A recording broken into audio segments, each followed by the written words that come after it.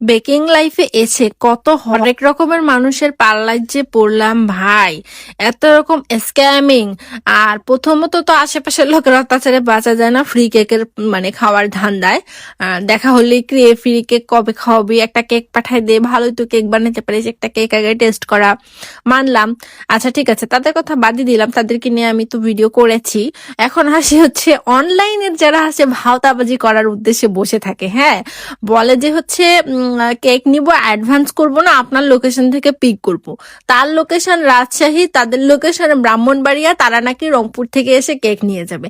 আচ্ছা আপনারা বলেন, এটা কোনো ভাওতাবাজি না? আমি কেক অর্ডার নিব, কেক বানাবো, তারপরে তারা কেকটা পিক করতে আসবে না, আর শেষমেশ লসের ভারটা আমার পড়বে। আপনারা তো খুবই মানে মানুষ মানুষকে কি যে মনে করে।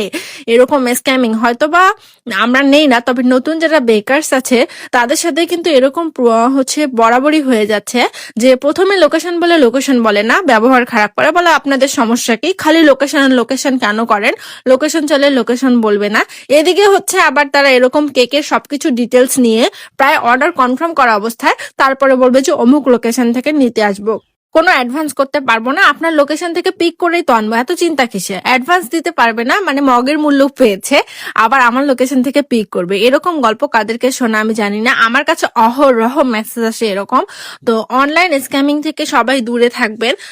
অল্প হোক, বেশি লোভ করতে যাবেন না, অ্যাডভান্স নেবেন, নিয়ে কাজ করবেন। পরিচিতদের থেকে অ্যাডভান্স না নিলেও, যে আপনার তো বিশ্বাস আছে যে এদের থেকে আমার অ্যাডভান্স না নিলেও চলবে, অথবা রিপিট কাস্টমার, তাদের থেকে নেবেন না। তবে নতুনদের থেকে অবশ্যই অ্যাডভান্স নেবেন।